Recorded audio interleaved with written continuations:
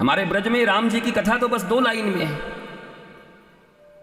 एक राम एक रावन्ना, एक क्षत्रिय एक बामन्ना, वाने वाकी सिया चुराई, वाने वाकी लंक जराई, बस इतनी सी बातन्ना और तुलसी ने लिख दिया पोथन्ना। हमारे यहां राम कथा इतनी है महाराज, केवल इतना।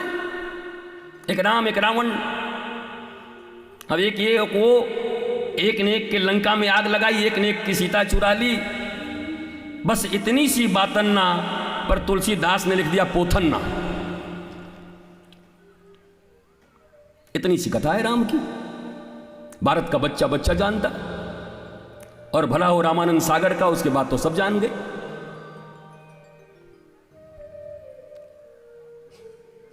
लेकिन उससे अगर भारत में कोई अंतर आया हो तो मुझे बता दो। मनुष्य के जीवन में अगर कोई शांति आई हो, कोई प्रेम आया हो, कोई आनंद आया हो, पूरी दुनिया में पागलों की संख्या बढ़ गई, मानसिक रोगियों की संख्या 70% से ज्यादा हो गई, और सारी दुनिया चिल्ला रहा हम विकास कर गए, हम विकास कर गए, हम विकास कर गए। हमने भी कहा बहुत बढ़िया विकास किया है, पागलों की संख्या ज्यादा हो गई। हमने पैसे कमाने के उपाय खोल दिए, पागल भी तो बना दिए। हर आदमी साइको पेशेंट है, गली गली में मनोचिकित्सक बैठे हुए हैं, काउंसलिंग हो रही है, सोने की दवाइयां खा रहे हैं, कह रहे हैं विकास हो गया। काय का विकास है भैया?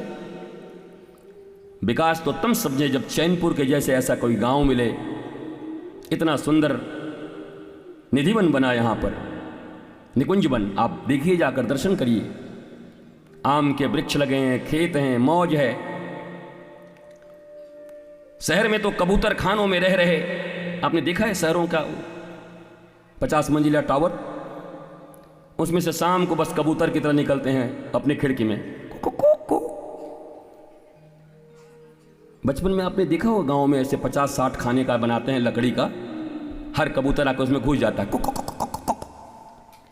मैं जब शहरों के बड़े बड़े टावरों को देखता हूं गाड़ी से जाते हुए तो मुस्कुराते जाता हूं, और 2-4 कबूतर दिख ही जाते हैं, हमके बहुत बढ़िया इसी में रहे।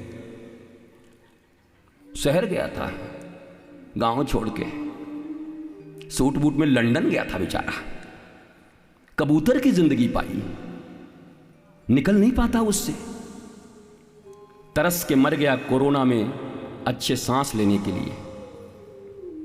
गांव वालों को तो फिर भी अच्छा था, सुंदर ऑक्सीजन थी, पेड़ के नीचे बैठे थे, गोबर था, गैया थी, कंडे जलते थे, हवन होते थे। गांवों की जिंदगी ऐसी थी कि बड़े बड़े वायरस यहां पटक दिए जाएं।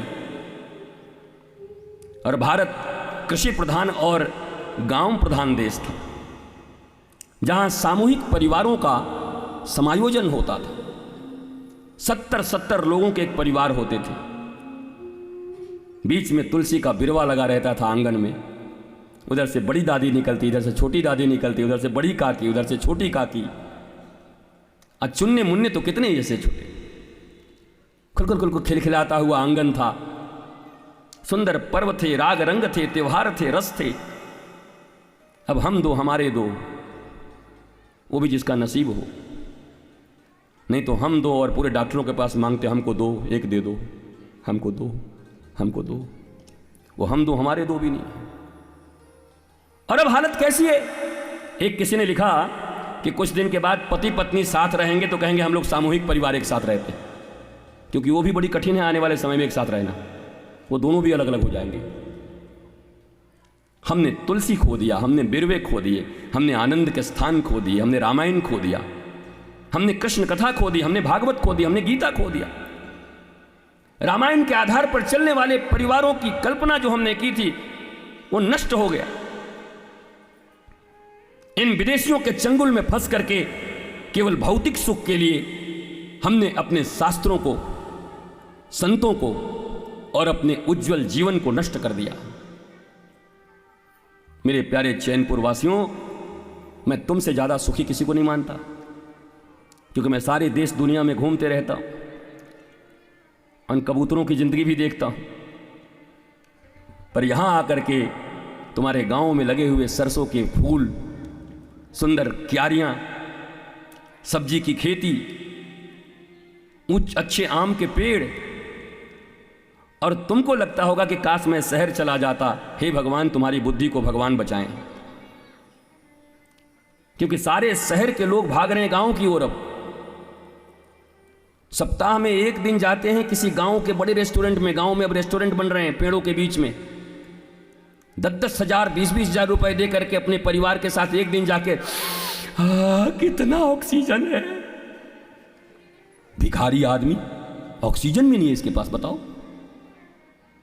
और जब शहरों से तुम्हारे गांव में वो आता है तो एक सूटकेस लेकर के, वो जो एयरपोर्ट पे नहीं चलते हो चक्के में चलता हुआ, वो भी आधा चक्का टूटा हुआ, खड़र खड़र करके, आई नो देसी मुर्गी बिलायती बोल। हिंदुस्तान में जन्म लेकर अगर किसी को शुद्ध हिंदी बोलने नहीं आता, अपने क्षेत्र की प्रादेशिक भाषा बोलने नहीं आती, तो शर्म का विषय यह है। हिंदुस्तान में जन्म लेकर के अंग्रेजी बोलना नहीं आता तो इसमें शर्म की कोई बात नहीं। हम हिंदी जाने, हम अपने क्षेत्रीय भाषाओं को जाने। हे मैन, तुम क्या खारता है? खारता है? तुम क्या खाता है? खाता है? और यहां 2 इंग्लिश सीख करके जेंटलमैन बन गए। भारत के दुनिया के 7 देशों में मात्र अंग्रेजी बोली जाती है। बाकी सारे जितने भी विकसित कंट्री हैं वो अपनी भाषा बोलते हैं। फ्रांस अपनी भाषा बोलता है, जर्मन अपनी भाषा बोलते हैं, रशियन अपनी भाषा बोलते हैं, चाइनीज अपनी भाषा बोलते हैं। एक हमारा ही देश है, देसी मुर्गी बिलायती बोल, काम करते हैं हीरो हीरोइन हिंदी पिक्चर में। भोजपुरी पिक्चर का एक्टर, हिंदी पिक्चर का एक्टर, जब उसका इंटरव्यू होगा तो कैसे बोलता है? And if I know but. हम क्या है? चुप। काम करेगा हिंदी पिक्चर में, नो बट इफ कर रहा है तो क्या हॉलीवुड से आ रहा है?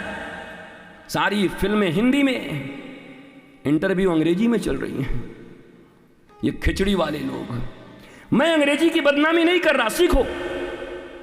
मैं तो चाहता हूं तुम फ्रेंच भी सीखो, रशियन भी सीखो, चाइनीज भी सीखो, जापान की भाषा भी सीखो, 20-20, 25-25, 50 कंट्रियों की भाषा सीखो। लेकिन इंग्लिश के कारण भारत में शुद्ध हिंदी बोल रहे, संस्कृत बोल रहे और अपने क्षेत्रीय भाषा बोल रहे रणबांकुरों के सामने तुम छाती ऊंचा करके अपने आप को जेंटलमैन साबित मत करो। भारत में संस्कृत हिंदी बोलने वाले और क्षेत्रीय भाषा बोलने वाले ही जेंटलमैन हैं, ये अंग्रेज नहीं है। हमें अपनी भाषा बोलनी, अपनी भाषा का सम्मान करना। ये चंद लोग तुम्हें इंफीरियरिटी कॉम्प्लेक्स में डाल दिए, ये चंद गुलाम लोग तुम्हें इंफीरियरिटी कॉम्प्लेक्स में डाल दिए। इनको नसीब नहीं है तुम्हारी तरह खाना। तुम्हारे गांव में आज भी सिल लोढ़ा पे मसाले पीसे जाते हैं और उनके यहां जल के खत्म। अब तो तुम्हारे यहां भी आ गया होगा।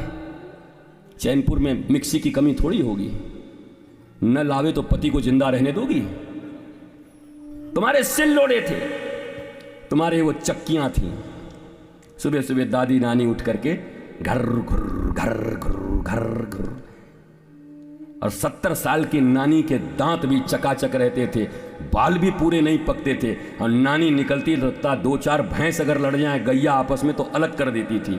आज तो 2 किलो आलू लेकर के कोई बहू आ जाए तो सोफा पर धम से, बाप रे बाप, कहाँ से 2 किलो आलू लेके आ रही हूँ। वो 2-2 साढ़ अलग कर देती थी नानी दादी हमारी, इतना दम होते थे उनके भीतर में। 80-80 साल तक आंखों पे चश्मा नहीं लगता हमारी दादियों के, दांत अच्छे रहते थे। यहां तो 20, 22, 25 साल के बाद नकली दांत लगा के लोग बैठे हुए। हम ये क्या है? मैं डर गया एक बार, मैं सच बता रहा हूं आपको। एक आदमी था महाराज, रात में अपनी दांत खोल के सो गया और दांत निकाल के जब सोया, ओरिजिनल उसका मुंह देखा। हम कि ये कौन है? प्रेत। अरे बोला मैं हूं शर्मा जी। कि तू प्रेत है?